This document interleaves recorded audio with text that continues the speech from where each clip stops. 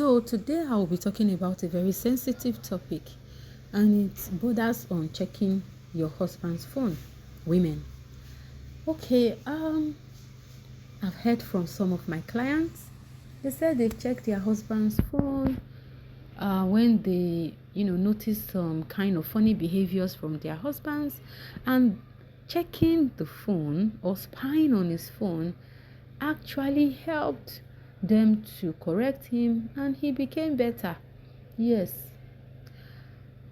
The second group of women said, no, I will not check my husband's phone. No, my husband's phone is an onions. The last time I checked it, I cried and cried and cried. I can never check it. So let us leave what is hidden to be hidden. What Allah wants me to know, I will know. That is their own position. Now, what is my opinion? Well, Islamically, spying is wrong. But in a situation where you begin to notice your husband, now putting his phone in front of prayer, hiding it under the pillow, having multiple passwords, one for messages, one to even open the phone, the other one, password WhatsApp, password everything. It's suspicious.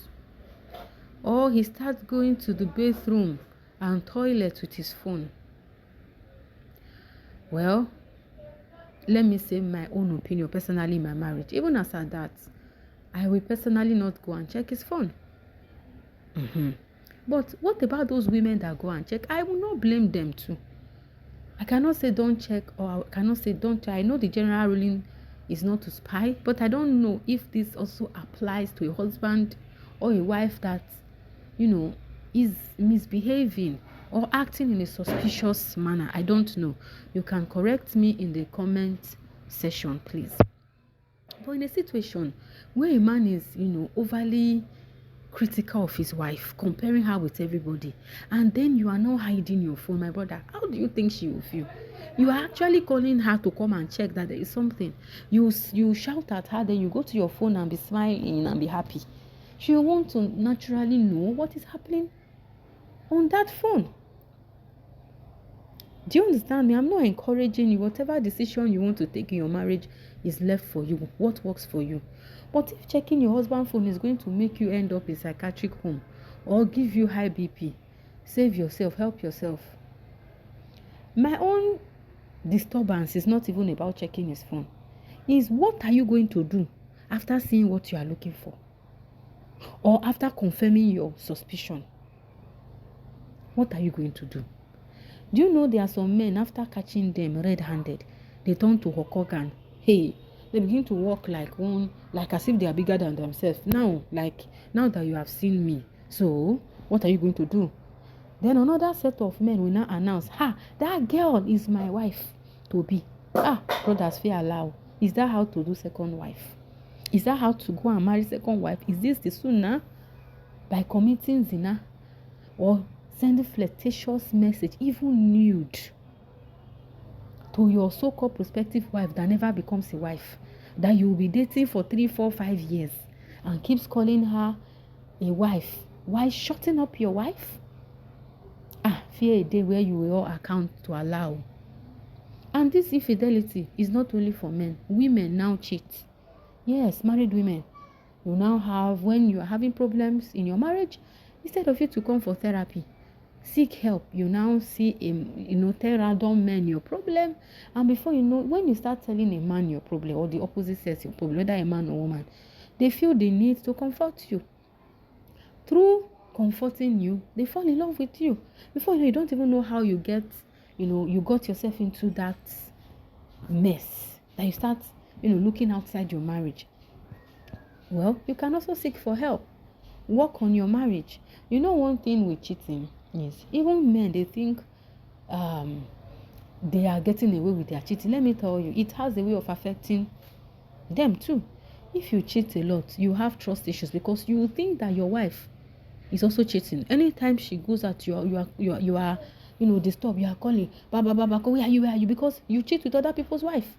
So you cannot trust anybody, including yourself. Nor can you trust your children. You project your insecurities on people. So when Allah says, La taqrabu zina, La taqrabu zina, don't even go near. Eh? When have you become the Amirul Nisa? Your wife is there. Some women are now knowledgeable when it comes to religion. If they ask you questions, direct them to your wife, direct them to sisters. Must you be the one to take up the advice and become the shoulder to lean on? That is how you get yourself into trouble. We now see even religious brothers, so-called religious brothers, falling into this mess of zina with young sisters and even married women. It's very, very painful. Where are we heading to? Let us go back to what Allah and His Rasul said. Men for men, women for women. There was a reason. There was a reason. So let us go back. What if you now catch your husband? What do you do? As I said before, it is what you do that matters. If you now catch him and you are now, some people will now come to me and say, I caught my husband cheating. No, how can I tell him? Oh, so you didn't have any plan that, okay, should in case this is what will you do? Then if you don't have any plan, immediately you go to him and say, why are you doing, or why are you sending flirtatious message or committing zina? The next thing, who told you to check my phone? Who told you to check my phone? That is a defense mechanism. So you no longer, you can no longer even talk about the issue again. Yes, that is what happens. So please, but don't even let that deter you. You have to set boundary. You should have a red line. Allah says in the Quran, Inna Allaha Ghafur Rahim wa Inna Allaha Shadidul Iqab. Yes, Allah loves us. That said, He's going to punish whoever has, trespassed His boundaries. So you should have a boundary. Not that you will now be the one begging. So you may will not tell you that when it is your fault. How is it your fault? It is never your fault if your husband is cheating. Even if he feels you are misbehaving, you call him to, you can call his wife to order. Why is it why should that even be a reason for cheating? To committing haram. Do you know the punishment of haram of adultery in Islam? Stoning to death. That is not an excuse. I'm not saying women should misbehave or start dressing in a very old-fashioned manner and not attracting their husband. What I'm saying is that it's not even an excuse for anyone to go and be committing zina, as people say.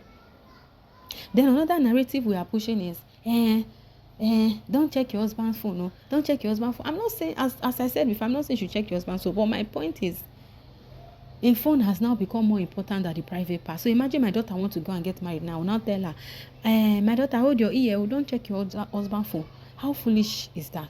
Is that an advice? Is that something we shouldn't be talking about? It's like saying, arguing about should we bait today or not bait today. Is baiting the issue? You should bait now. Do you understand? You can make your decisions in your marriage. But what I'm saying is, please let all of us fear Allah. This issue of infidelity is now becoming a cancer of our ummah. It is it's very painful. Okay. Now, you should set boundaries. Call your husband to order. Let him know that you are not going to tolerate this in this house. You are not going to sit down there and contract HIV or any other sexually transmitted disease. You should get angry. You should at least do something. Don't just sit down there and tell yourself that, what should I do now? Maybe I should be dressing well. Of course, you should dress well, but that will not stop an irresponsible man from being irresponsible. And for God's sake, stop advising polygyny. Polygyny is not for irresponsible men. An irresponsible man will continue to be irresponsible. Thank you for listening to my ranting. What do you have to say? Please comment please drop your comment for me. What do you think? Drop it in the comment section. Let me hear your view about this insensate, irresponsible haram act going on in our society now.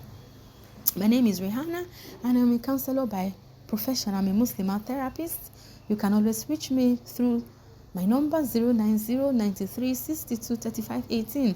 Thank you. Please drop your comment. I really do want to hear from you. Assalamu alaikum.